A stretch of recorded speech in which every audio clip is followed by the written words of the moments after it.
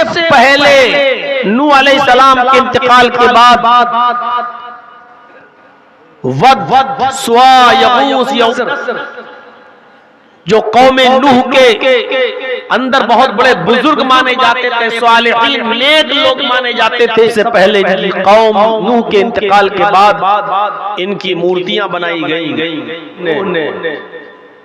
इनकी पूजा करना, इनकी इबादत करना, इनसे मिन्नतें करना और समानतें करना शुरू कर दिया। मूर्ति पूजा की स्थापना वहां से हुई और अब चली आ रही है। हमारे हिंदू भाई अपने आप को मनु से जोड़ते हैं, यानी प्राचीन धर्म है। बता नहीं पाए अपने गैर मुस्लिम भाइयों को कि ये तो मनु का धर्म है। इसी दीन को इसी धर्म लेकर आए थे। कृष्ण जी और रामचंद्र जी भी इसी मजहब को लेकर आए थे। रब्बुल आलमीन ने आगे कहा कि सिर्फ नूह ही नहीं, शरअ लकुम मिनद्दीनि मा वस्सा बिही नूह वल्लज़ी औहैना इलैका व मूसा व ईसा नक़ीमुद्दीन। हमने ये दीन देकर नूह अलैहिस्सलातु वस्सलाम को भी भेजा था, और नूह के बाद जितने भी बात हम नहीं समझा पाए अपने भाइयों को, और इसी आज खमियाजा भुगतना पड़ रहा है। मोहम्मद रसूलुल्लाह इस दुनिया में आए तो पढ़ा जाता है ला इलाहा इल्लल्लाह मोहम्मद रसूलुल्लाह। ला इलाहा इल्लल्लाह कभी नहीं बदला गया, नहीं। इतना बश कलमा है कि बड़े से बड़ा हिंदू पंडित भी जब महतो मरने से पहले अपने कलमा पढ़ने की वसीयत करता है। पढ़ लेना, तेरे सारे पाप हरण हो जाएंगे, तेरे सारे पाप मिट जाएंगे। यकीनन जो शख्स कुफ्र और शिर्क की दलदल में फंसा हुआ हो और इस्लाम उसके सारे के सारे गुनाह मिट जाएंगे। इस्लाम लाने से पहले जितने भी तुमने गुनाह किए वो सारे के सारे गुनाह मिट जाएंगे, के सारे गुनाह तुम्हारे खत्म हो जाएंगे। दिल से ये तो कलमा है, ये जरा सा भी नहीं। शानदार जोरदार अल्फाजों में मंत्र मौजूद है, बताया नहीं लोगों को। 33 करोड़ देवी देवताओं की पूजा करने वालों, धर्म तो ये कह रहा है, हमारा मूल मंत्र तो ये कह रहा है कि इस ब्रह्मांड का रचयिता और रचनाकार है, बताया नहीं। हमारी गलती है, हम मुसलमानों की गलती है, ये बताया नहीं। और तुम गलती से ये समझ बैठे हो कि हम मोहम्मदुर रसूलुल्लाह के दीन, मोहम्मदुर रसूलुल्लाह को तुम आखिरी नबी मानते हैं, वरना ये दीन तो आदम से लेकर जितने भी नबी आए सबका यही दीन था। दीन नूह का था, यही दीन मनु का था, यही दीन इब्राहिम का था, यही दीन मूसा जी ने, यही धर्म की शिक्षा हमें कृष्ण जी ने भी दी है, कृष्ण जी ने भी दी है। नाकाम रहे तुम्हें समझाने में, साले तो तकरीबन हमें हो गई, बताते बताते आज तक हम नाकाम रहे। अपने हिंदू को नहीं बता पाए कि ये दीन तुम्हारा भी है, धर्म तुम्हारा भी। हमने भी मेहनतें नहीं की, आज उसका नतीजा ये भुगतना पड़ रहा है जो हम देख। नफरत, इतना जहर घोल दिया गया। गैर मुस्लिमों के यहाँ जो बच्चे पैदा हो रहे हैं, आगे चलकर जब बड़े होंगे तो उनके जहनों से कभी हमारी नफरत नहीं निकल सकती। बचपन में जो सिखाया जाता है नक्श हो जाता, कभी मिटता नहीं। आज एक छोटी चीज अपने मुआशरे से हटाकर देख लो आप।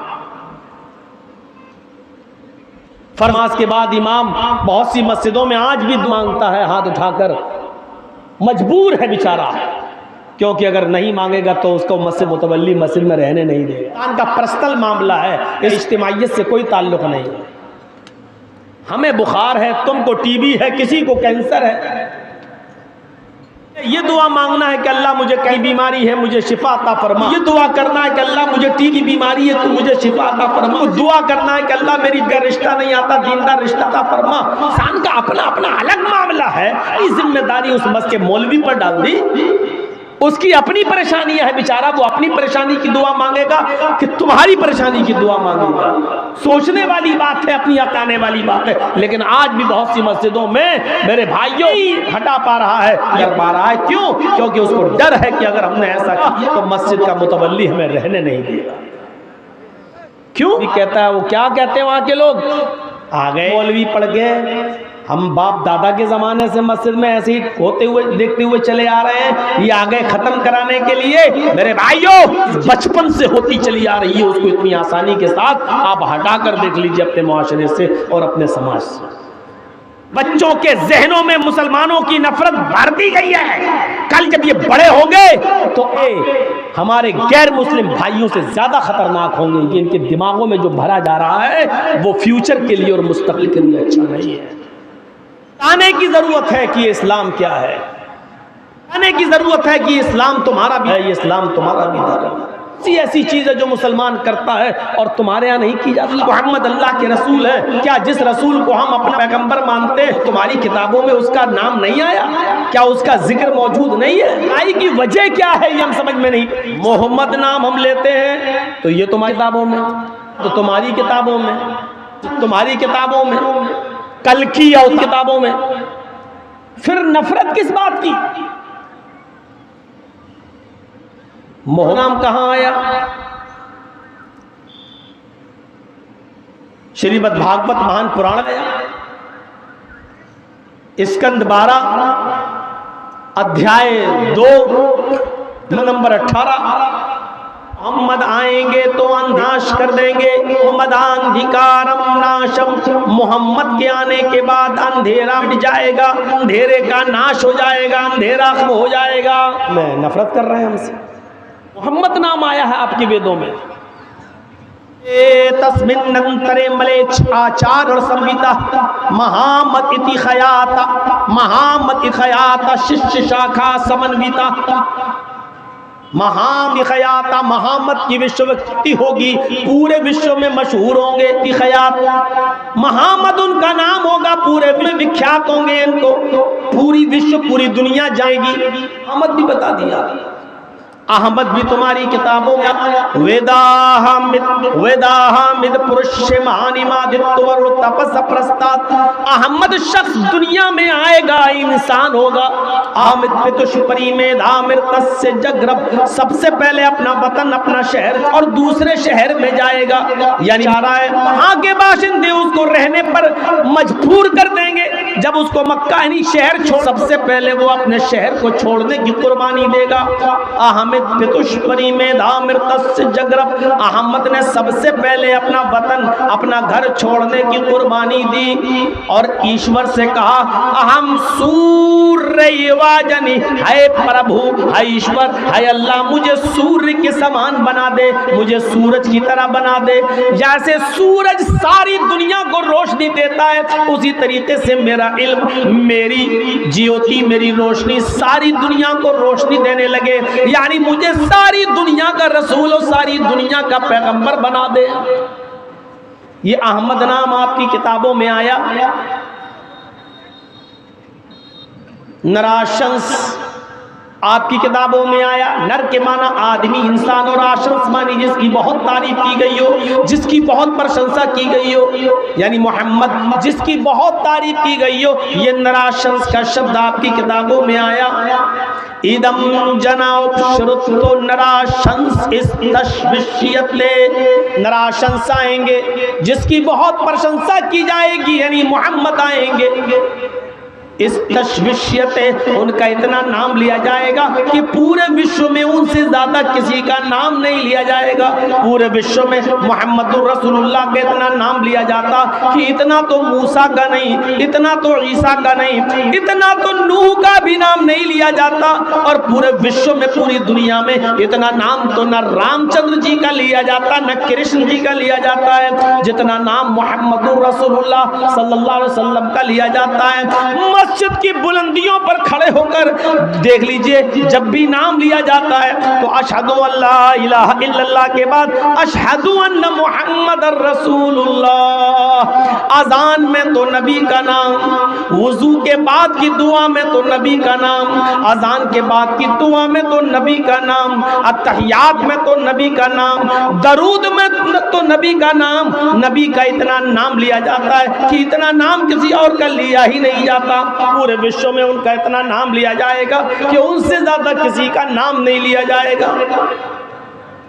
आपकी किताबों में कल्कि का शब्द भी मौजूद है। कल्कि कलकी का मतलब कालंक को, स्याही को धोने वाला, पाप ताप को मिटाने वाला। कलकी का अर्थ होता कलंकित को धोने वाला, काल यानी स्याही को धोने वाला, गुनाहों को मिटाने वाला। अल्लाह के नबी सल्लल्लाहु अलैहि वसल्लम को कलकी भी आपकी किताबों में कहा गया, मोहम्मद को कलकी कहा गया है।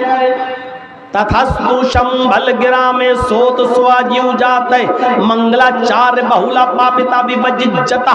कल की अवतार जब इस धरती पर आएंगे, कल की अवतार जब इस धरती पर उतरेंगे, उनका नाम कलकी होगा, अर्थात स्याही का धोने वाला। मोहम्मदुर रसूलुल्लाह का नाम मोहम्मद था। और आपको शफीउल मुज़नबीन भी कहा जाता है, यानी गुनाहगारों की शिफात करने वाला। आपको माही भी कहा जाता है, आपका नाम माही भी बताया गया हदीस में। माही का मतलब गुनाहों को मिटाने वाला। अल्लाह के नबी ने ऐसे ऐसे नेक अमल बताए कि उन नेक अमल को आप करेंगे तो करते जाइए और आपके गुनाह मिटते जाएंगे। आप ये काम करते जाइए और गुनाह मिटते जाएंगे। इसी को कलकी कहा गया है। कलकी इस दुनिया में आएगा, यानी गुनाहों को मिटाने वाला इस दुनिया में आएगा। अल्लाह के नबी फरमाते हैं कि तुम वुजू बनाते हो, जब हाथ धुलते हो तो हाथ से गुनाह धुल जाते हैं। जब तुम कुल्ला करते हो तो जबान से जो गुनाह तुमने किए वो धुल जाते हैं। जब तुम चेहरा धुलते हो तो चेहरे से, आंख से जो तुमने गुनाह किए वो तुम्हारे मिट जाते हैं। हाथ जब धुलते हो तो हाथ से गुनाह मिट जाते हैं। जब तुम पैर धुलते हो तो पैरों से गुनाह मिट जाते हैं। मेरे भाइयों, आपने गुनाह मिटाने के ज़ाब्ते और उसूल बताए कि ये काम करोगे तो तुम ये गुनाह मिटेंगे। नमाज भी गुनाहों को मिटाने का एक जरिया है। तो कलकी का नाम भी वेदों में आया है, गुनाहों को मिटाने वाला। मोहम्मद रसूलुल्लाह सल्लल्लाहु अलैहि वसल्लम गुनाहों को मिटाने वाले थे। क्यों झगड़ा किया जा रहा है आज? जरूरत है इस तरीके के प्रोग्राम कराने की कि जिसमें यह बताया जाए कि ये धर्म कभी किसी को लड़ना और झगड़ना नहीं सिखाता है। जिस मजहब को तुम हमें मोहम्मदुर रसूलुल्लाह का मजहब से जोड़कर और ताना मारते हो, कहते हो कि नया दीन, हम नए दीन को नहीं मानते हैं। ये बहुत पुराना दीन है। जब बिगड़ गया और लोगों ने उसमें बिगाड़ पैदा कर दिया तो मोहम्मदुर रसूलुल्लाह सल्लल्लाहु अलैहि वसल्लम को उसकी असली शक्ल समझाने के लिए और बताने के लिए भेजा गया है कि आप वही दीन लोगों को दीजिए जो ओरिजिनल दीन था नूह का, जो ओरिजिनल दीन था इब्राहिम का, जो ओरिजिनल दीन दिया था मूसा ने और जो ओरिजिनल दीन दिया था ईसा ने। क्या मूसा अलैहिस्सलाम ने यही दीन दिया था? मूसा अलैहिस्सलाम ने यही तो कहा था, गॉड इज ओनली वन, अल्लाह सिर्फ एक है। ईसा अलैहिस्सलाम ने भी तो यही कहा था, there is no god but god is only one without second. कोई खुदा नहीं है, सिर्फ खुदा एक है, दूसरे को शरीक नहीं किया जा सकता है। यही मोहम्मद रसूलुल्लाह सल्लल्लाहु अलैहि वसल्लम ने फरमाया, ला इलाहा इल्लल्लाह वहदहू ला शरीक ला। अल्लाह के अलावा कोई माबूद नहीं, वो अल्लाह अकेला माबूद है। वहदहू, वो अकेला है, तन्हा है। ला शरीक ला, उसका कोई शरीक नहीं, उसका कोई साझी नहीं। यही कलमा मोहम्मदुर रसूलुल्लाह ने भी बताया था। ये तो हो गया ला इलाहा इल्लल्लाह मोहम्मदुर रसूलुल्लाह। ये दोनों से अगर नफरत है जो दोनों चीजें तुम्हारी किताबों में मौजूद है। अब नफरत, हम सड़कों पर नमाज नहीं पढ़ने देंगे। तुम रामनवमी का जुलूस खूब सड़कों पर निकालो, तुम्हारे कांवड़िए खूब निकलेंगे, तुम सड़कों पर खूब होली खेलोगे, लेकिन हमारी 15 और 20 मिनट की नमाज आप सड़कों पर नहीं होने देंगे। नमाज से इतनी नफरत क्यों है? 15-20 मिनट में आपका क्या बिगड़ जाएगा? पहली बात तो हम इसके कायल नहीं है, नमाज सड़कों पर हो, ये हम इसको नहीं मानते, होना नहीं चाहिए। ठीक है, मस्जिद में एक जमात हो गई, लोग रह गए, बाद में दूसरी जमात कर ले, ठीक है, मसला इसका नहीं है। मसला यह है कि सिर्फ एक धर्म पर रोक क्यों? मसला इस बात का है, हमारे सिखों को देख लो, दिल्ली के अंदर हर संडे के दिन कितना बड़ा लंगर लगाते हैं। रिक्शे वाला भी खाता है, कोई भी आए और पूरा चांदनी चौक को जाम कर उसको रोक लगा दी जाती है और रास्ते बदल दिए जाते हैं और वो सड़क पर सबको भंडारा खिलाते हैं। और आप लोग भी हर मंगल को जो भंडारा सड़क पे खिलाते हो, कितना ट्रैफिक जाम होता है।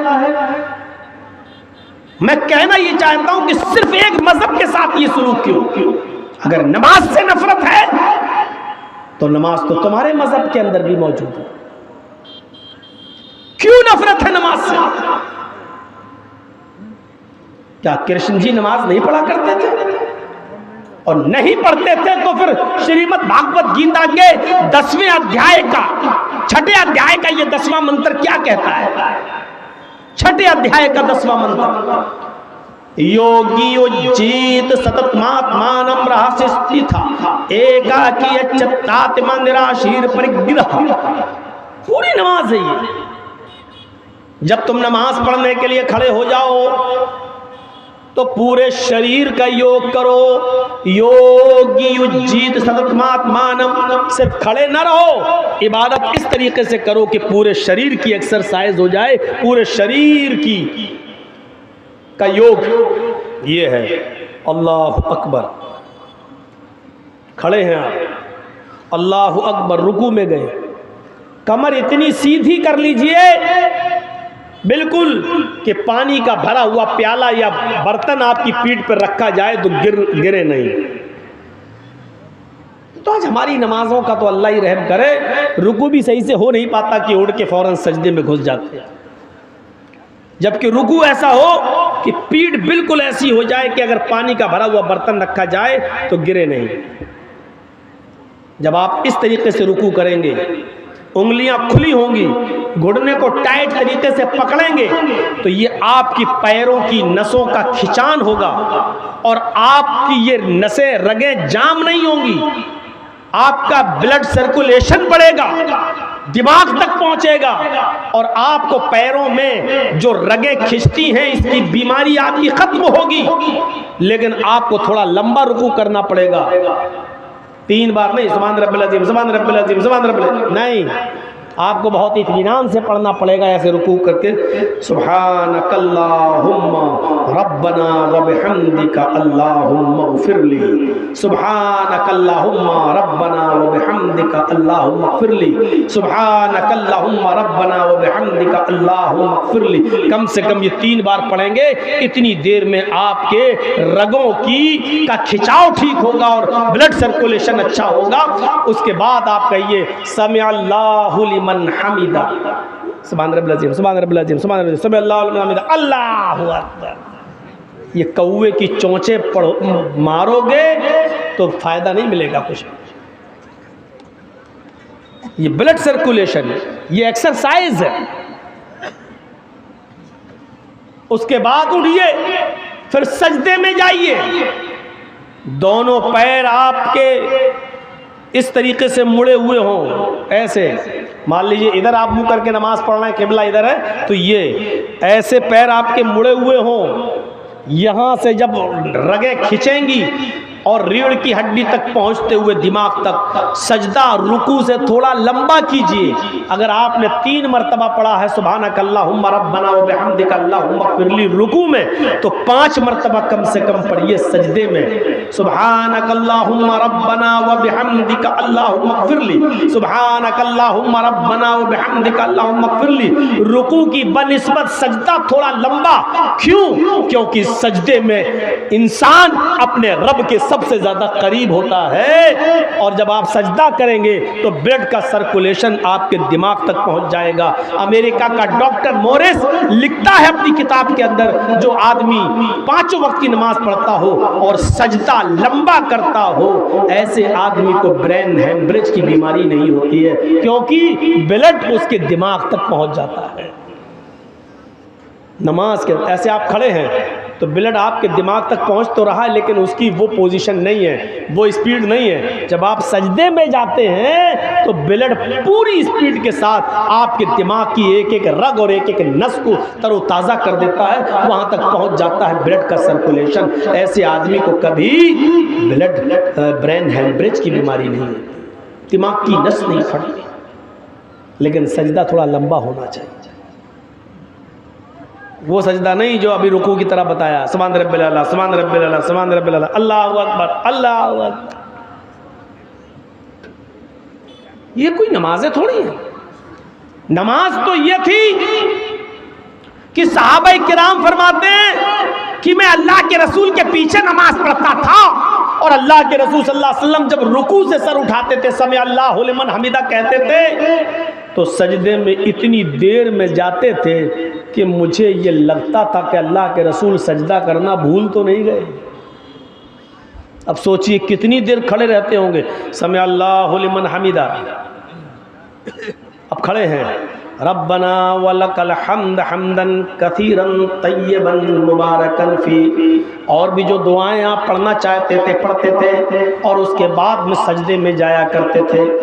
हज़रत सहाबाए किराम कहते हैं कि जब अल्लाह के नबी सर रुकू से उठते थे तो ऐसा लग सजदे में जाने से पहले इतनी देर खड़े रहते थे कि हमें डर लगता था कहीं भूल तो नहीं गए सजदा करना, कहीं भूल तो नहीं गए। और जब सजदे में जाते थे तो इतनी देर में उठते थे कि मुझे डर लगता था कहीं सजदे में इंतकाल तो नहीं हो गया, अल्लाह के रसूल कहीं सजदे में इंतकाल तो नहीं कर गए।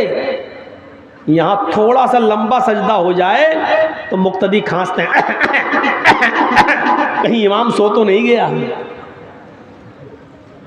या थोड़ा सा लंबा सजदा हो जाए तो बुढ़े खांसने लगते हैं पीछे मतलब ये दिखाने के लिए सोचते कहीं इमाम साहब सजदे में सो तो नहीं गए, हम पड़े रहे सजदे में। हमारी नमाजों का हाल। और फिर कहते हैं अल्लाह मेरी सुन नहीं रहा। कहां से सुनेगा अल्लाह? जो मैं सर पर सजदा हुआ जमीन पर, जो मैं सर पर सजदा हुआ जमीन पर तो आसमां से आने लगी ये निदा, तेरा दिल तो है सनम आशना तुझे क्या मिलेगा नमाज में। आज हमारी नमाजें ऐसी हैं, 4 मिनट में 4 रकातें पढ़ लेते हैं। अल्लाहु अकबर, अल्लाहु अकबर, समय अल्लाह, अस्सलाम वालेकुम रहमतुल्लाह, सलाम वालेकुम रहमतुल्लाह, हो गई।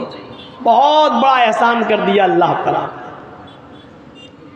अरे कम से कम नमाज तो अच्छी पढ़ी है। बंदा जब नमाज में होता तो अल्लाह से हम कलाम होता है, गुफ्तगू करता है। अब नमाज पढ़िए तो कैसे पढ़िए? अल्लाहु अकबर, अल्लाहुम्मा बाइद बैनी व बैन खताया कमा बाअत बैनल मशरिक़ वल मग़रिब। ऐसे दुआ पढ़ी, ये नहीं अल्लाहुम्मा बाइद बैनी व बैन खताया कमा बाअत बैनल मशरिक़ वल मग़रिब अल्लाहुम्मा नक़्क़िनी मिनल खताया कमा युनक़्क़ा अल अबयज़ु मिनद दन्स। ये कोई दुआ है? ये आप क्या मांग रहे हैं? ये तो आप किताब की तरह रट रहे हैं, जो आपने याद कर लिया वही आप दुआ मांगी। तो अल्लाहुम्मा बाइद बैनी व बैन खताया कमा बाअत बैनल मशरिक़ वल मग़रिब।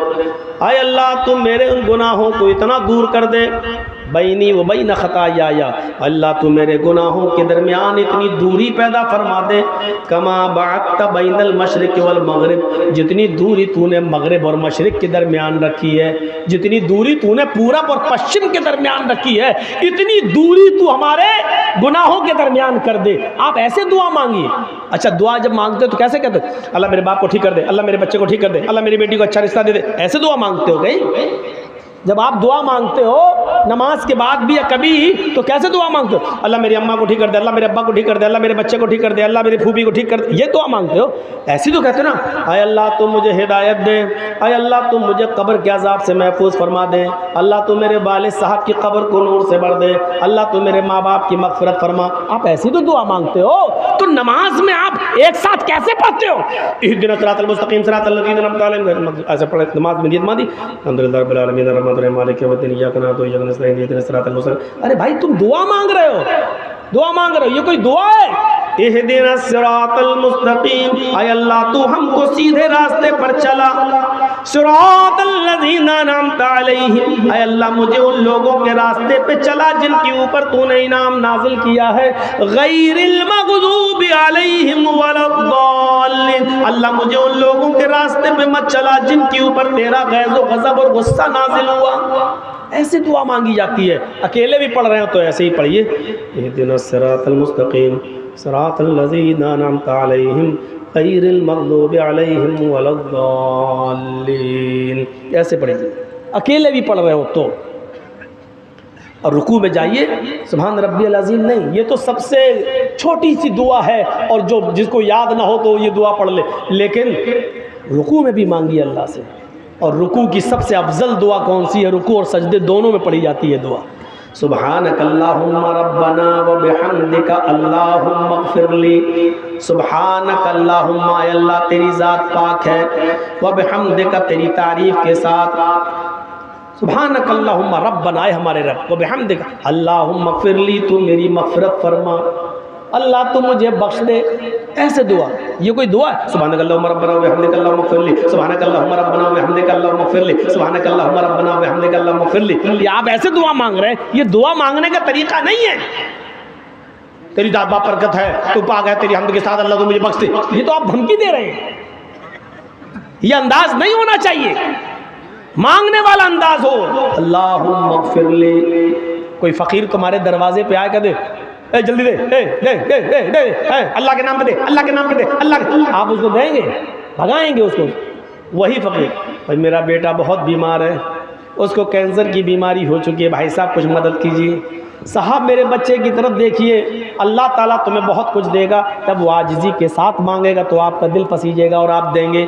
अल्लाह रब्बुल आलमीन को अच्छा लगता है जब कोई बंदा उससे मांगता है, जब कोई बंदा उसको पुकारता है। जर्जी साहब मस्जिद में जा रहे हैं, नमाज पढ़ लिए, दुआ मांग रहे हैं। अल्लाह को मालूम है कि जर्जीस क्या मांगेगा, अल्लाह को तो जानता ही है, वो तो आलिमुल गैब है, उसको तो मालूम ही है कि मैं क्या मांगने जा रहा हूँ। लेकिन इसके बावजूद वो कहता मांगो। क्यों? जब मेरा बंदा मुझसे मांगता है तो मुझे अच्छा लगता है। गोया कि वो अपने आप को मेरा गुलाम और मुझे अपना मालिक मान रहा है। यकीनन वो अपने आप को फ़कीर और मुझे अपना मालिक, मुझे अपना दाता मान रहा है। तो मेरे भाइयों, बच्चा जब रोता है तो माँ की पिस्तान जोश भरती है, और बच्चा जब तक खेलता रहता है तो माँ भी दूध नहीं पिलाती है। जब बच्चा रोता है तो माँ उठाती है और उसको सीने से लगा कर दूध पिलाती है। जबकि माँ को मालूम है 8 घंटे हो गए बच्चा खेल रहा है, अब भूखा होगा, लेकिन माँ फिर भी दूध नहीं पिलाती। जब तक बच्चा रोता नहीं है माँ पिस्तान से नहीं लगाती। अल्लाह कहता है मुझे तो मालूम ही है कि तू क्या मांगेगा, लेकिन आए मेरे बंदे, तू मांगता है तो मुझे अच्छा लगता है, तू मुझसे मांग, मुझसे मांग। मेरे भाइयों गौर करो, अल्लाह को तो मालूम ही है क्या मांगने जा रहे हो तुम, लेकिन फिर भी कहता मांगो। और अगर कोई आदमी मांगना छोड़ दे, मांगना छोड़ दे, अल्लाह को पुकारना छोड़ दे, तो अल्लाह कहता है यस्तब्दिल कौमन गैरा कौमिन। अगर तुमने अल्लाह से मांगना छोड़ दिया, अल्लाह को पुकारना छोड़ दिया, अल्लाह को बुलाना छोड़ दिया, अल्लाह से तुमने अपनी हाजतें और ज़रूरतें मांगना छोड़ दी, तो अल्लाह तुम्हें बर्बाद कर देगा, अल्लाह तुम्हें इस दुनिया से मिटा देगा, और फिर तुम्हारी जगह ऐसी कौम को लाएगा, ऐसे लोगों को पैदा करेगा जो दुनिया में आएंगे और फिर वो अपने रब से तौबा करेंगे, इस्तिग़फ़ार करेंगे, अपने रब को पुकारेंगे, अपने रब से मांगेंगे। अल्लाह को अच्छा लगता है कि मांगा जाए। मुसलमानों, जब तुम अत्तहियात में बैठ जाओ तो बड़े इत्मीनान से बैठा करो।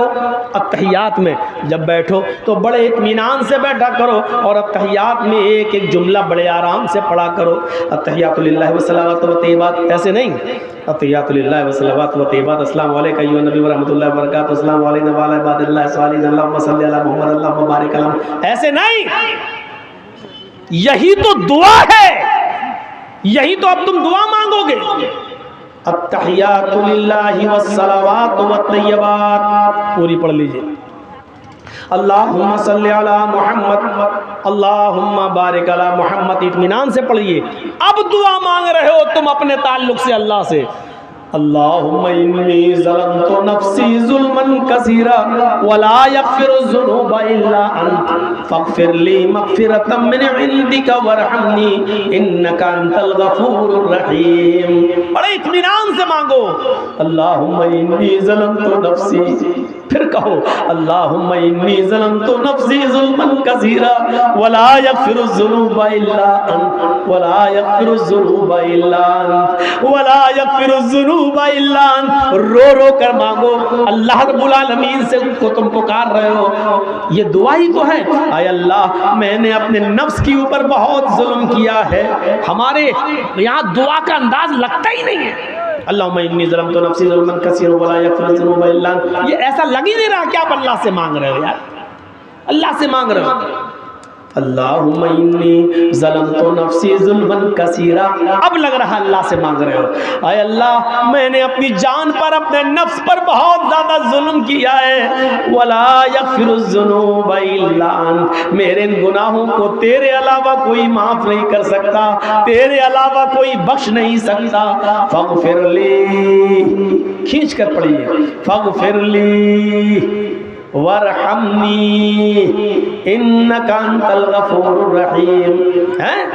ऐसे दुआ मांगिए, आय अल्लाह मुझे बख्श दे, आय अल्लाह मेरे ऊपर रहम फरमा। वला यग़फ़िरु ज़ुनूबा इल्ला अंत फ़ग़फ़िरली मग़फ़िरतम मिन इंदिक, आय अल्लाह मुझे अपने पास से बख्श दे, अपने रहमो करम से बख्श दे। आय अल्लाह मेरी इबादतें इस लायक नहीं जो मुझे बख्शवा सकें, मेरी नमाजें और मेरे रोज़े इस लायक नहीं जो मुझे बख्शवा सकें। इन्नका अंतल गफूरुर रहीम, तो बहुत ज़्यादा बख्शने वाला और बहुत ज़्यादा रहम करने वाला है। तू नहीं बख्शेगा तो कौन बख्शेगा, तू नहीं बख्शेगा तो हम कहाँ जाएंगे मग़फ़िरत और रहमत का सवाल करने के लिए।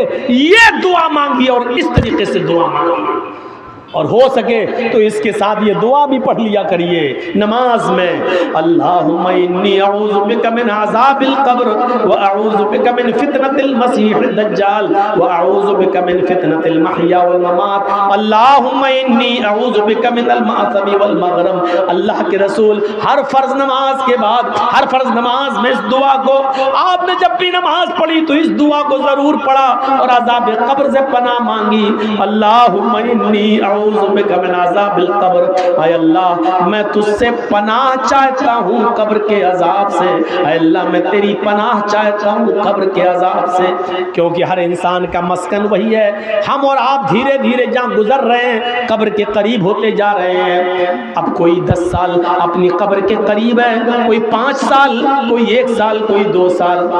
अगली साल जर्जी साहब की जिंदगी रही तो मोहब्बतपुर में प्रोग्राम होगा, लेकिन आप लोगों में से बहुत से लोग इस दुनिया में नहीं होंगे, वो अपनी कब्र में जा चुके होंगे। और अगर जर्जी साहब को अल्लाह ने 5 साल की जिंदगी दे दी और 5 साल के बाद मोहब्बतपुर में प्रोग्राम हुआ तो 5 साल के बाद न जाने कितने लोग इस दुनिया में होंगे और कितनी लोग अपने कब्र में पहुंच चुके होंगे। वो कब्र का दर्दनाक मंजर जिससे अल्लाह के नबी हर नमाज में पनाह मांगा करते थे, हर नमाज में पनाह मांगा करते थे। आप लोग, सब लोग इस दुआ को याद कर लो। सिर्फ अल्लाहुम्मा इन्नी ज़लमतु नफ्सी, ये तो आपने गुनाह की माफ़ी मांग ली, लेकिन आप अपने लिए कब्र के अजाब से भी पनाह मांगिए और दुआ करते रहिए हर नमाज में सलाम फेरने से पहले। अल्लाहुम्मा इन्नी अऊज़ु बिका मिन अज़ाबिल क़ब्र व अऊज़ु बिका मिन फितनतिल मसीहिद दज्जाल व अऊज़ु बिका मिन फितनतिल महया वल ममात। अल्लाहुम्मा इन्नी अऊज़ु बिका मिनल मासमी वल मग़रम। ये दुआ पढ़कर अपने गुनाहों की माफ़ी हमें और आपको सबको मांगना चाहिए और अज़ाब क़ब्र से पनाह मांगना चाहिए, क्योंकि अज़ाब क़ब्र बरहक़ है। सोचिए, थोड़ी देर के लिए खेत में नजर ले जाइए, अंधेरा ही अंधेरा। अब थोड़ी देर के लिए कब्रिस्तान के बारे में सोचिए। आप नहीं है लेकिन आपके माँ बाप दफन हैं, आपके दादा परदादा दफन हैं, और ये भी हम और आप जानते हैं कि हमें और आपको भी उसी जगह पर जाना है। वही 2 गज जमीन के हम मालिक हैं बस। जिस घर में हम और आप रहते हैं इसके मालिक नहीं हैं। हमारे मरने के बाद ही हमारी औलाद ले लेगी, फिर लड़ेगी, झगड़ेगी, लेकिन वो 2 गज जमीन हमसे कोई नहीं ले सकता, वही उसी के हम मालिक हैं। मरने के बाद भी आप उसी जगह पे जाएंगे। सोचिए, जिसके आप मालिक हैं उससे हम बेखबर हैं, जिसके हम मालिक हैं उससे हम दूर हैं? तसव्वुर करें आप, जब कब्रिस्तान जाया करें या आपका गुजर कब्रिस्तान पर हुआ करे तो उन कब्रों की तरफ एक बार ज़रूर देख लिया करो और अपनी मौत को याद कर लिया करो, और मौका लगे तो उस कब्रस्तान में पैर रखकर अंदर दाखिल हो जाया करो और कम से कम ये दुआ कर लिया करो, अस्सलामु अलैकुम अहलद दयारी मिनल मुमिनीन वल मुस्लिमीन व इन्ना इंशाअल्लाहु बिकुम ललाहिकून नसअलुल्लाह लना व लकुमुल आफिया। ये कब्रस्तान में जाकर इतनी दुआ भी कर लिया करो। तुम्हारा इतना दुआ करने से कब्रस्तान के मुर्दों पर, कब्रस्तान के मदफून लोगों पर अल्लाह की सलामती और रहमतें नाजिल होती हैं, क्योंकि इस वक्त कब्र के अंदर जो लोग हैं वो तुम्हारी और हमारी दुआओं के बड़े मोहताज हैं, बड़े मोहताज हैं। जब कोई बेटा अपने बाप के लिए दुआ करता है तो बाप का एक दर्जा बुलंद कर दिया जाता है, और वो फरिश्तों से कहता है आज मेरा दर्जा बुलंद क्यों किया जा रहा है, आज मेरे दर्जे में इजाफा क्यों किया जा रहा है। फरिश्ते कहते हैं आज तेरी औलाद ने तेरे लिए दुआ की है, आज तेरी औलाद ने तेरे लिए दुआ का तोहफा भेजा है, और अल्लाह ताला ने मुझे हुक्म दिया कि मैं तेरे दर्जे को बुलंद करें। कितने लोग ऐसे हैं जिनको अपने माँ बाप के लिए दुआ करना भी नसीब नहीं होता, वही अपनी ज़बान में दुआ कर रहे हो अल्लाह मेरे बाप को बख्श दे, अल्लाह मेरे बाप की कब्र को नूर से भर दे। अरे साफ साफ कब्र पर जाओ और दुआ मांगो अपने बाप की कब्र पर खड़े होकर, अल्लाहुम्मा फ़िर लहू वरहमहू वआफ़िही वअफ़ु अन्हु वअकरिम नुज़ुलहू ववस्सिअ मदखलहू वग़सिलहू बिलमाई वस्सल्जी वलबरद वनक्किही मिनल खताया कमा नक्कैता सौबल अबयज़ मिनद दनस। ये दुआ मांगो अपने बाप की कब्र पर। अल्लाह के रसूल ने जो दुआ सिखलाई वो दुआ मांगो, अल्लाह के रसूल ने ये दुआएं बताई हैं, ये दुआ मांगा करो। आय अल्लाह मेरे बाप की मग़फ़िरत फरमा दे, वरहमहू अल्लाह मेरे बाप पर रहम फरमा, वआफ़िही वअफ़ु अन्हु आय अल्लाह तू उनसे दरगुदर फरमा, वअकरिम नुज़ुलहू और इनकी बेहतरीन मेहमान नवाजी कर, ववस्सिअ मुदखलहू और इनकी कब्र को कुशादा फरमा दे, वग़सिलहू बिलमाई वस्सल्जी वलबरद आय अल्लाह मेरे बाप के गुनाहों को धुल दे पानी से, वस्सल्जी वलबरद बर्फ से और ओलों से, वनक्किही मिनल खताया और मेरे माँ बाप के गुनाहों को आय अल्लाह साफ कर दे, वनक्किही मिनल खताया इनके गुनाहों को मिटा दे, कमा नक्कैता सौबल अबयज़ मिनद दनस जैसे कपड़े का मैलो कुचैल साफ हो जाता है साबुन लगाने से या धोबी की भट्टी में डालने से, जैसे कपड़े का मैलो कुचैल साफ हो जाता है, ऐसे ही मेरे माँ बाप के गुनाहों को मिटा दे। ये दुआ मांगा करो अपने माँ बाप की कब्र पर जाकर। तो इस तरीके से दुआ मांगी जाती है। तो नमाज से नफरत करते हो, नमाज आपकी किताबों में सजदा साष्टांग कौन सी ऐसी चीज है कि जिसकी बुनियाद पर आप हमसे नफरत करना चाहते हैं? यह इस्लाम सारी कायनात के लोगों का दीन नहीं। अल्लाह का शुक्र अदा करो कि ये दीन हमें मिला है। और मुसलमानों साफ तौर पे कह दूं, बुरा मत मानिएगा, आज मौलाना जर्जीस जैसे लोगों को आपके पास आना पड़ता है समझाने के लिए। 20-25 सालें हो गई, आज तक हम आप मौलाना लोग आपको समझा रहे हैं, जबकि आप खुद दूसरों के लिए पैदा हुए थे। हम आपको समझाएंगे, मुसलमानों आप तो खुद गैर मुस्लिमों के लिए पैदा किए गए हो।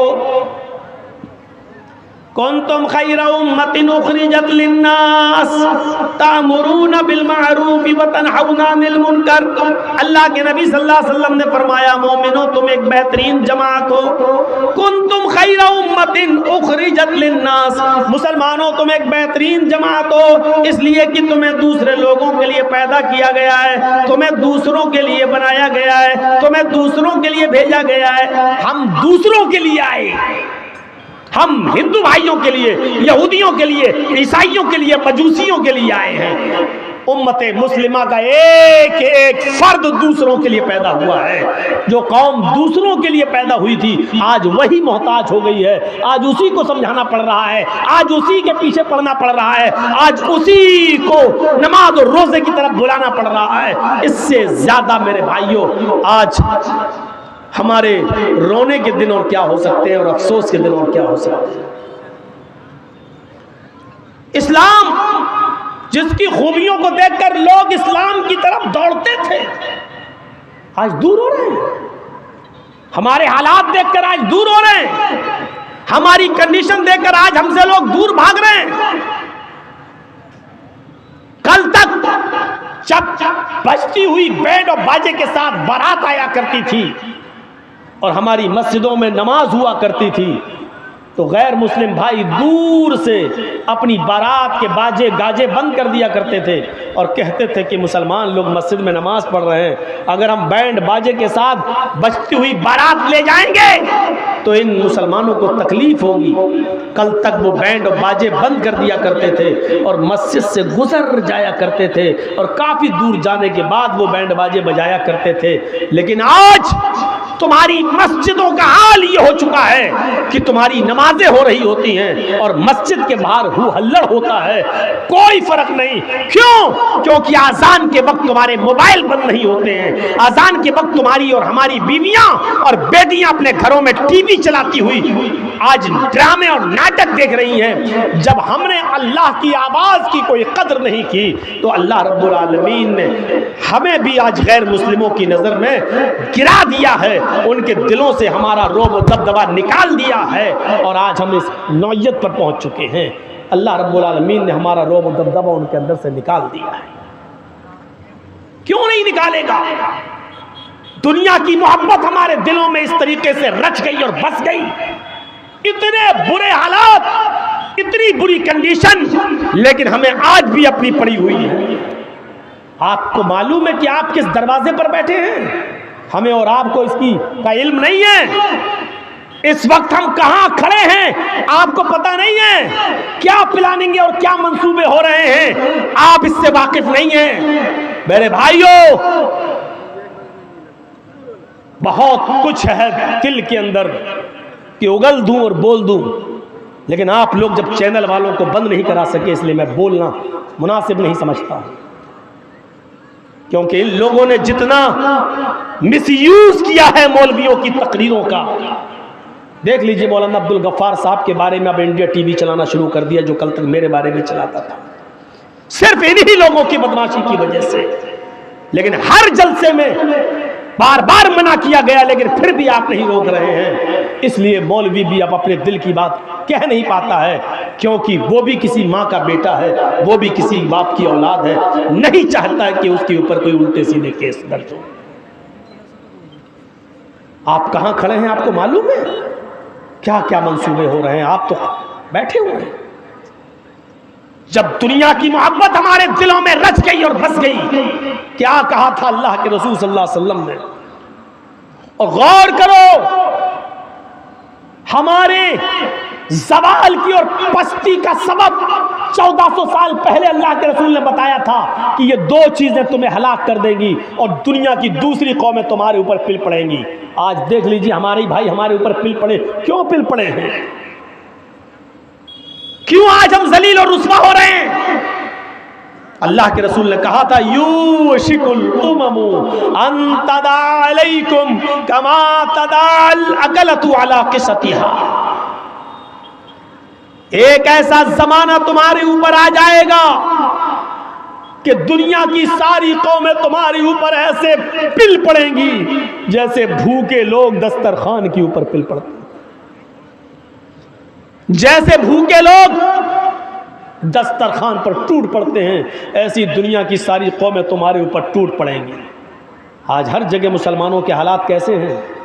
सिर्फ हिंदुस्तान के अंदर ही नहीं, पाकिस्तान में देख लो, ईरान में देख लो, इराक में देख लो, सीरिया में देख लो, दमिश्क में देख लो, लीबिया में देख लो, लबनान में देख लो, उर्दू जजायर में देख लो, और सबसे ज्यादा फिलिस्तीन में देख लो। कैसे तुम्हारी बहनों ने और हमारी बेटियों ने ईद के दिन नया कपड़ा, ईद के दूसरे दिन फिर दूसरा कपड़ा, तीसरे दिन तीसरा कपड़ा, चौथे दिन चौथा कपड़ा, कैसे पहनना गवारा कर लिया अपने जिस्म की ऊपर। और कैसे तुमने अपनी बहन और अपनी बेटियों और अपनी बीवियों को ईद के दिन का कपड़ा अलग, ईद के दूसरे दिन का अलग और तीसरे दिन का अलग कैसे पहनाना गवारा कर लिया?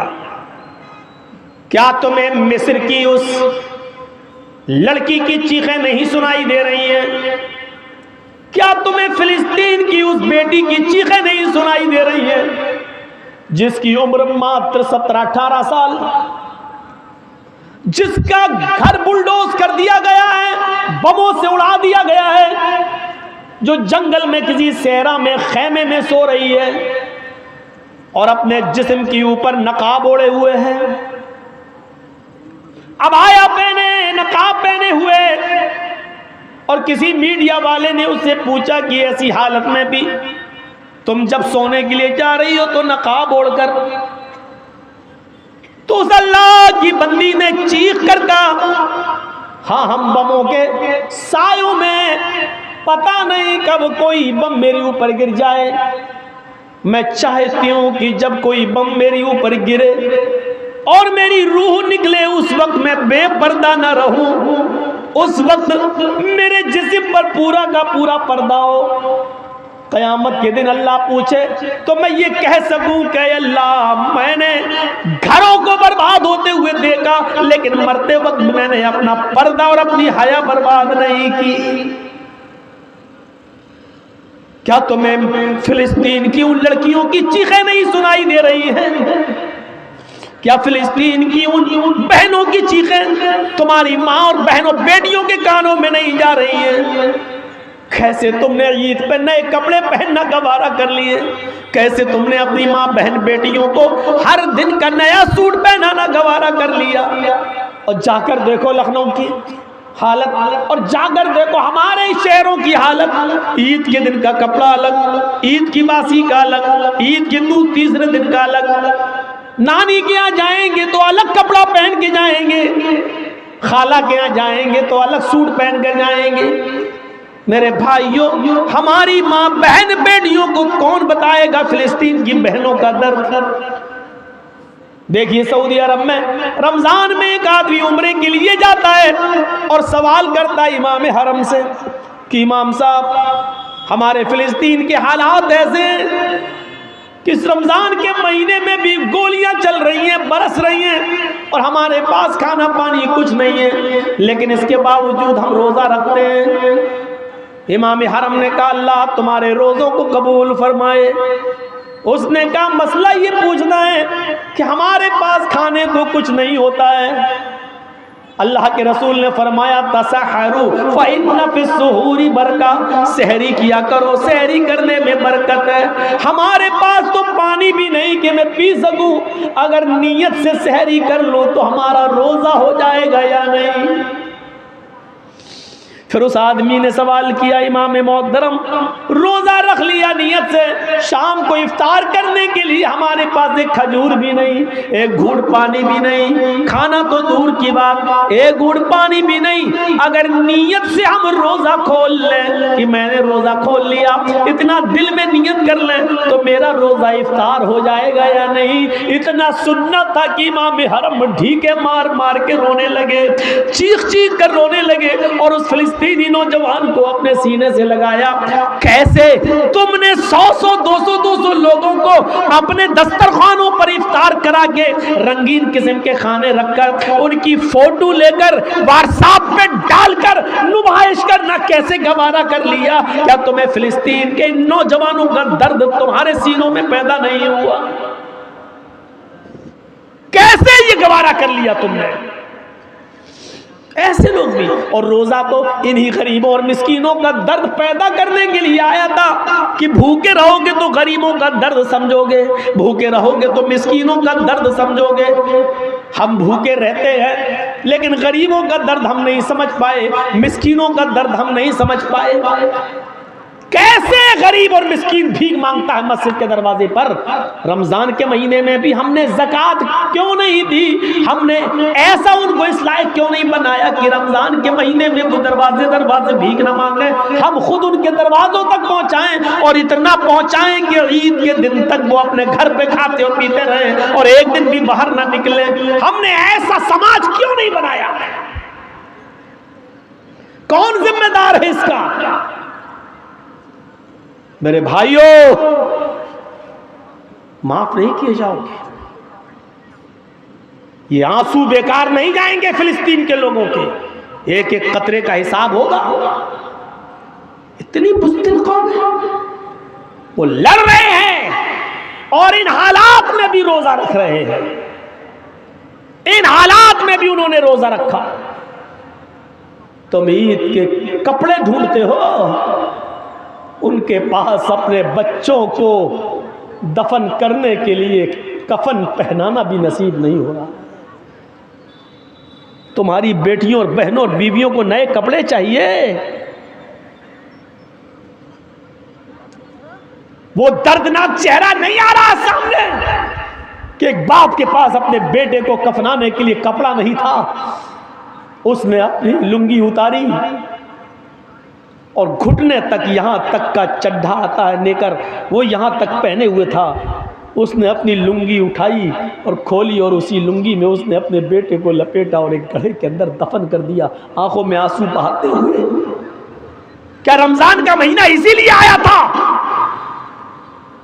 कि हम गरीबों की हमदर्दी अपने दिल में पैदा न कर सकें? मैं जानता हूं कि फिलिस्तीन के लोगों के बारे में बोलना भी हमारे हुक्मरानों की नजर में जुर्म होगा, लेकिन रहे जुर्म, इतना तपकर हम थोड़ी रहेंगे, इतना कंप्रोमाइज थोड़ी किया जाएगा।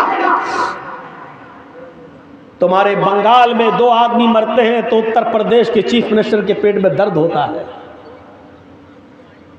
उत्तर प्रदेश के चीफ मिनिस्टर के पेट में दर्द होता है। और हजारों लोगों की जो लिंचिंग कर दी गई, पेड़ पे बांधकर मारा गया, खंजर भोंके गए, डंडे बरसाए गए, हाथ पैर बांधकर उनको लिंच करके मार दिया गया, उसके बारे में एक आवाज नहीं। और ये धर्म का ठेकेदार है। मेरे भाइयों, इनको धर्म के ठेकेदार कहोगे? इनको धर्म के पुजारी कहोगे? ये लाशों के सौदागर, इन्होंने धर्म का लिबादा ओढ़ा हुआ है, धर्म का चोला पहना हुआ है। मेरे भाइयों, अंदर से ये गुंडे हैं, गुंडे। वरना धर्म ये कब सिखाता है? धर्म ये कब सिखाता है? और धर्म तो ये सिखाता है, सीखो, मन कतल नफ्सन फकअन्नमा मन कतल नफ्सन बिगैर नफ्सिन औ फसादिन फकअन्नमा कतल अन्नास जमिया। धर्म तो ये सिखाता है कि जिसने किसी एक मनुष्य को कत्ल कर दिया, जिसने किसी एक इंसान को कत्ल कर दिया, एक इंसान कोई भी हो, हिंदू हो या मुसलमान, सिख हो या ईसाई, पारसी हो, मजूसी हो, बुद्धिस्ट हो, जैनी हो, कोई भी हो, अगर किसी ने एक मनुष्य को, एक इंसान को कत्ल कर दिया बगैर उसकी गलती के और बगैर किसी खता के, ऐसे ही उसने मार दिया उस बेचारे को, तो कुरान कहता है फकअन्नमा कतलन नास जमिया, वो एक इंसान का कातिल नहीं है, फकअन्नमा कतलन नास जमिया, वो सारी दुनिया की इंसानियत का कातिल है, वो सारी दुनिया के इंसान का कातिल है। एक इंसान के कत्ल को सारी दुनिया के इंसानों का कत्ल कहा है। ये एहतराम इंसानियत है इस्लाम के अंदर, ये इस्लाम सिखलाता है, इस्लाम हमें ये दर्स देता है। चाहे वो हिंदू हो या मुसलमान, सिख हो या ईसाई, किसी को बगैर गलती के नहीं मार सकते हो। अगर आपने किसी एक को मार दिया तो एक को नहीं बल्कि पूरी दुनिया की इंसानियत का मर्डर किया है। इंसानियत सीखना हो तो आओ, इंसानियत का एक वाक़या मैं तुम्हें बताऊं कि ऐसी इंसानियत दुनिया की किसी मजहब के अंदर नहीं मिलेगी। नबी अकरम जनाब मोहम्मद रसूलुल्लाह सल्लल्लाहु अलैहि वसल्लम के जमाने में एक औरत आती है, जंगलों में बकरियां चरा रही थी और वहीं पर किसी बकरियां चराने वाले चरवाहे के साथ उसका मुआशरा हो जाता है, आंखें लड़ती हैं और किसी पहाड़ी के किनारे जाकर जंगल ही में उस चरवाहे में बकरियां चराने वाले और बकरियां चराने वाली, इस औरत दोनों में मुआशिका हो जाता है और पहाड़ी के किनारे जाकर इन दोनों से जिना हो जाता है। वो औरत उसको अच्छी तरह नहीं जानती थी कौन है, बस जंगल में आंखें लड़ी और दोनों के जज्बात भड़के और दोनों ने पहाड़ी के किनारे वादी में एक खाई के अंदर जिना कर लिया। लेकिन जब वो औरत बकरियां चरा कर घर आई तो रात भर सो न सकी, उसको नींद नहीं आ रही है, उसकी करवटें बदल रही है कि अल्लाह ये मैंने क्या कर डाला, अल्लाह ये मुझसे कौन सा जुर्म हो गया। कुछ दिन तक बोली नहीं, सोचती रही कि मैं क्या करूं, मैं क्या करूं, मैं क्या करूं। लेकिन जब उसका पीरियड बंद हो गया तो वो समझ गई कि मेरे पेट में जिना की पैदावार रह गई, यानी पहाड़ी के किनारे जो मुझसे जिना हुआ था उस चरवाहे का बच्चा मेरे पेट में रह गया। जब 1 महीना 2 महीना उसको पीरियड नहीं हुआ और उसको वॉमिटिंग शुरू हुई उल्टी, तो वो समझ गई कि मैं हामिला हो गई, मेरे पेट में बच्चा है। लेकिन अल्लाह का खौफ उस औरत को खाया जा रहा था, अल्लाह का डर उस औरत को खाया जा रहा था। वो औरत शिकायत लेकर अपनी अल्लाह के नबी सल्लल्लाहु अलैहि वसल्लम के पास आ गई और आकर कहने लगी, या रसूल अल्लाह, मुझसे बहुत बड़ी गलती हो गई है। आपने पूछा क्या हुआ? उसने कहा इन्नी क़द असबतुल हद्द या रसूल अल्लाह, अल्लाह के रसूल मैं हद को पहुंच चुकी हूँ। आपने कहा ऐसा कौन सा जुर्म किया कि तुम्हारे ऊपर हद नाफिज की जाए? कहने लगी इन्नी हुबला मिन ज़िना, मैं जिना से हामिला हो चुकी हूं। आपने सहाबा से कहा जरा इसके मुंह को सूंघो तो कहीं शराब के नशे में तो नहीं बोल रही है। सहाबा ने कहा अल्लाह के रसूल शराब के नशे में नहीं बोल रही। फिर आपने उससे वजाहत पूछी, क्या रियल में जिना हुआ है, हकीकत में जिना हुआ है? तुम जिना जानती हो किसको कहते हैं? उसने इकरार किया हाँ। अल्लाह के नबी ने कहा तुम्हें इसकी सजा मालूम है? कि जी। क्या? कहा मैं शादीशुदा हूं, मेरा शौहर कई महीने से नहीं था, इसलिए जवानी के जज्बात में बहकर मुझसे यह गलती हो गई। मुझे मालूम है कि शादीशुदा औरत की सजा जिना की उस औरत को पत्थरों से मार मार के हलाक करना है। अच्छा, जब तुम्हें मालूम ही है तो फिर सजा के लिए तैयार हो जाओ। उसने कहा अल्लाह के रसूल मैं तैयार हूं। फरमाया ठीक है, ऐ सहाबियों जाओ इसको जंगल में ले जाओ, सीने के बराबर जमीन में गाड़ो, औरत है, और पत्थरों से इसको सर पर इतने मारो, पत्थरों को इतना इसके सर पर मारो कि ये औरत की जान चली जाए, निकल जाए, रूह कब से उनसुरी से परवास कर जाए। सहाबा लेके जाने लगे और जब जाने लगे उसका हाथ पकड़ा, खींचा चल। जैसी वो थोड़ी दूर गई सहाबा ने कहा जल्दी चल। उसने कहा आए नबी के साथियों में जल्दी नहीं चल सकती, मेरे पेट में हमल है, मेरे पेट में बच्चा है। ओ यही जिना की पैदावार है? कहने लगी जी। सहाबा किराम अल्लाह के नबी के पास दोबारा उस औरत को लेकर आए। कहा अल्लाह के नबी इस औरत की दास्तान तो सुनो, इसने पूरी बात नहीं बताई। का क्या? कहा कि जब मैंने इससे कहा जल्दी चलो तो ये कहने लगी कि मैं ज्यादा जल्दी नहीं चल सकती, इसलिए कि मेरे पेट में हमल है, मेरे पेट में बच्चा है। अल्लाह के नबी ने उससे पूछा क्या ये सही बात है? कहने लगी हाँ, अरे अल्लाह के रसूल मेरे पेट में बच्चा है, जिना की पैदावार है, उसी आदमी ने जिसने जिना किया है उसी का हमल मेरे पेट में रह गया। आपने कहा तो फिर गलती तेरी है, तुझे सजा मिलनी चाहिए, तेरे पेट में जो बच्चा पल रहा है उसको क्यों मारा जाए, उसकी क्या गलती है बेचारे की। इंसानियत देख रहे हैं आप? एक नाजायज बच्चा लेकिन अल्लाह के रसूल उसको भी मारने की इजाजत नहीं दे रहे हैं। जब तुम मर जाओगी तो बच्चा भी मर जाएगा। नहीं, अभी पेट में तेरे बच्चा है, इस बच्चे को तेरे पेट में नहीं मारा जाएगा, जा जब बच्चा पैदा हो जाए तब आना। कहने लगे अल्लाह के रसूल अभी तो 7 महीने लग जाएंगे। कहा 7 महीने के बाद आना, अभी तुझे मारूंगा तो बच्चा भी मर जाएगा। छोड़ दिया उसको, जेल में नहीं रखा कि भाग जाएगी। क्यों? जिसको अल्लाह का डर है वो कहाँ जाएगी?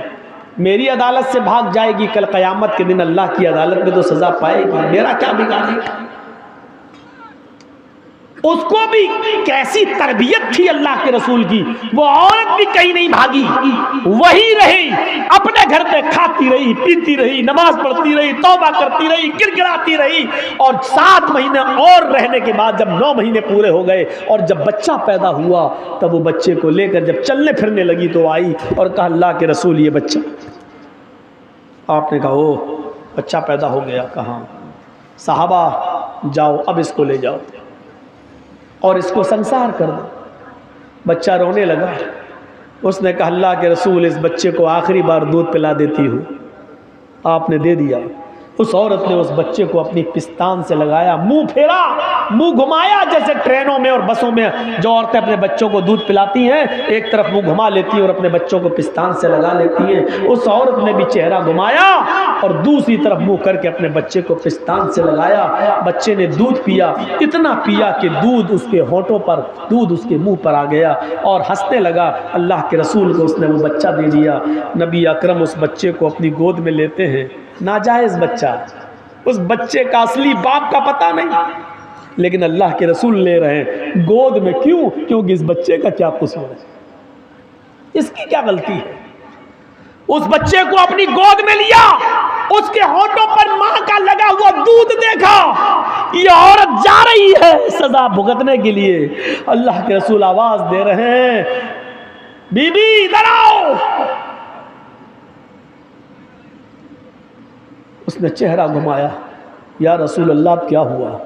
फरमाया इस बच्चे की ग़िज़ा भी तेरी पिस्तान में मौजूद है। मोहम्मद किसी बच्चे का हक नहीं मार सकता। ये बच्चा भी तेरे दूध का मोहताज है। इस बच्चे को पकड़, दूध पिला, और जब तक ये बच्चा रोटी ना खाने लगे तब तक तुझे सजा नहीं। कहने लगी अल्लाह के रसूल अगर बीच में मर गई तो जहन्नम में जाऊंगी। कहा नहीं, तेरी नीयत तो अच्छी है, अल्लाह नीयत के मुताबिक जजा और सज़ा देता है। जा, जब दूध रोटी खाने लगे और दूध छोड़ दे तब आना। बच्चे को उसने दूध पिलाया और जब बच्चा रोटी खाने लगा, रोटी दांतों से तोड़ने लगा, तब वो लेकर आई, अल्लाह के रसूल देखिए बच्चा रोटी खा रहा है। जब आपने देखा कि बच्चा अब रोटी खाने लगा है, तब उस औरत के उस बच्चे को अपनी गोद में ले लिया और एक सहाबी के हवाले कर दिया, इस बच्चे की परवरिश तुम करो, इस बच्चे को तुम पालो। और उस औरत से कहने लगे कि आए औरत, अब मुहम्मदुर रसूलुल्लाह की अदालत में तुझे और ज़्यादा मोहलत देने की कोई गुंजाइश नहीं है। जितनी गुंजाइश मैं दे सकता था उतनी दे दी, जितनी मोहलत मेरे हाथ में थी वो मैं दे चुका हूँ। अब शरीयत मोहम्मदी में तेरे लिए कोई मोहलत बाकी नहीं है। अरे मेरे सहाबियों, अब इस औरत को ले जाओ और इसको जाकर संसार कर दो, पत्थरों से मार मार के हलाक कर दो। उस औरत को जंगल में ले जाया गया, उस औरत को सीने के बराबर ज़मीन में गाड़ा गया और सारे सहाबा ने पत्थर उठा लिए।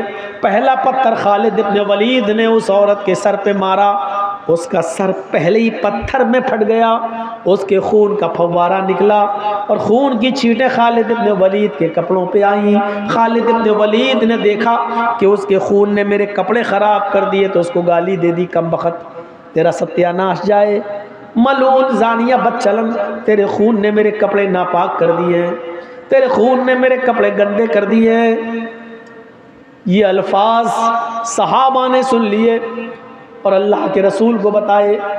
औरत तो इस दुनिया से चली गई, औरत तो इस दुनिया से रुखसत हो गई, पत्थर खा खा कर उसने तो अपनी जान दे दी। लेकिन अल्लाह के रसूल सल्लल्लाहु अलैहि वसल्लम को इतना बुरा लगा कि खालिद इब्न वलीद ने ये जुमले क्यों बोले। वो तो बेचारी मजबूर थी, वो तो हाथ उसके गड़े हुए थे, सीने तक जमीन में गाड़ दी गई, पत्थर खालिद ने मारा, उसका सर फटा, अब खून के छींटे निकले, कपड़ों पे आए, तो उस औरत का क्या कसूर था बेचारी का, वो तो जमीन में गड़ी हुई थी, उसका क्या कसूर था। खालिद इब्न वलीद से बात करना बंद कर दिया। खालिद इब्न वलीद ने तीसरे दिन कहा, फिदा का भी वो मिया रसूलुल्लाह, अल्लाह के रसूल आप मुझसे बात नहीं करेंगे और मैं मर गया तो जहन्नम में जाऊंगा, मेरे माँ बाप आप पर कुर्बान, आप हमारी गलती तो बताइए, अब हमसे नाराज क्यों हैं। अल्लाह के नबी ने फरमाया, खालिद तुमने उस औरत को जो गाली दी उससे मोहम्मद को बहुत तकलीफ हुई है। कहा अल्लाह के नबी, मैंने जब पत्थर मारा तो उसके खून का छींटा निकला, उसने मेरे कपड़े खराब कर दिए, वो बदचलन औरत थी। आपने कहा खालिद वो बदचलन नहीं थी, अरे खालिद वो औरत जानिया नहीं थी, उसका शौहर कई महीनों से नहीं था घर पे, इसलिए जंगल में वो बकरियां चराने गई और जज्बात में आकर उससे एक बार गलती हो गई। एक बार गलती को आदत नहीं कहा जाएगा, एक बार हो जाने वाले जिना को पर बदचलनी का इल्जाम नहीं लगाया जाएगा। वो बदचलन नहीं थी, जज्बात को कंट्रोल नहीं कर सकी और जिना कर बैठी। लेकिन खालिद उस औरत ने ऐसी तौबा की है, ऐसी तौबा की है, ऐसी तौबा की है, यानी अपने आप को पत्थरों से मरवा कर, पत्थर खा खा कर मर गई और जान दे दी। उसने ऐसी सच्ची तौबा की है, ऐ खालिद अगर उस एक औरत की तौबा को इस मदीने के 70 गुनाहगारों पर डाल दिया जाए, 70 जहन्नमियों पर भी डाल दिया जाए, तो एक औरत की तौबा से उन 70 के 70 जहन्नमियों की बख्शिश हो जाए। उस एक औरत की तौबा से 70 के 70 जहन्नमी भी जन्नत में चले जाएं। इतनी सच्ची तौबा की है उस औरत।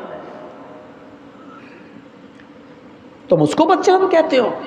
ये पूरा वाकया बताने का मकसद ये है कि ये है इस्लाम, जिसने एक मासूम और एक नाजायज और एक ऐसे बच्चे को भी मरने नहीं दिया जो बच्चा अपनी माँ के पेट में पल रहा था और जिसके बाप का पता नहीं। इस्लाम इसका नाम है जो किसी एक मासूम बच्चे की भी जान, चाहे वो नाजायज ही क्यों ना हो, अगर कोई औरत आज भी अगर जिना से हामिला हो गई हो, प्रेग्नेंट हो गई हो, तो आज भी इस्लाम उस औरत को सजा नहीं दे सकता। अगर इस्लामी हुकूमत आ जाए तो आज भी आप उसको सजा नहीं दे सकते जब तक कि वो बच्चा अपने माँ के पेट से पैदा ना हो जाए। इस्लाम इंसानियत का इतना एहतराम करता है कि एक मासूम और बेगुनाह बच्चे की जान लेने को भी जायज करार नहीं देता। सीखें ये बड़े बड़े हुक्मरान, ये है इस्लाम, ये बताता है इस्लाम, और ये है इस्लाम की इंसानियत। अल्लाह का शुक्र है कि हमें इस्लाम मिला, अल्लाह का शुक्र है कि हम इस्लाम के पैरोकार, अल्लाह का शुक्र है कि हम इस्लाम को फॉलो करते हैं। तो मेरे भाइयों 12:30 से 2 बज गया है, 1.5 घंटे की तकरीर काफी। इस्लाम का पैगाम लेकर यहां से उठिए और मैसेज दीजिए और गैरों तक ये पैगाम पहुंचाइए कि इस्लाम तुम्हारा भी दीन है, ये इस्लाम कृष्ण जी और रामचंद्र जी का भी दीन है, ये इस्लाम आदम से लेकर मोहम्मद रसूलुल्लाह तक सारे नबियों का पैगाम और दीन एक ही था, लिहाजा यही दीन सबका दीन है। लिहाजा ये जब तक मैसेज हम नहीं देंगे तब तक हम इसी तरह पिटते रहेंगे और मार खाते रहेंगे और इसी तरीके पर से हमारे पर जुल्म होता रहेगा। हम अल्लाह से दुआ करते हैं कि लाल आलमीन हमारी खताओं को माफ फरमा दे और गुनाहों को बख्श दे और हमें इस्लाम पर मुकम्मल तौर पर चलने वाला बना दे। आए अल्लाह जब तक तू हमें जिंदा रख, इस्लाम पे जिंदा रखना, और जब हमारा खात्मा हो तो ईमान पर हमारा खात्मा फरमाना। वमा अलैना इल्लल बलागुल मुबीन व आखिरु दअवाना अनिल हम्दुलिल्लाहि रब्बिल आलमीन। अस्सलामु अलैकुम व रहमतुल्लाहि व बरकातुहू।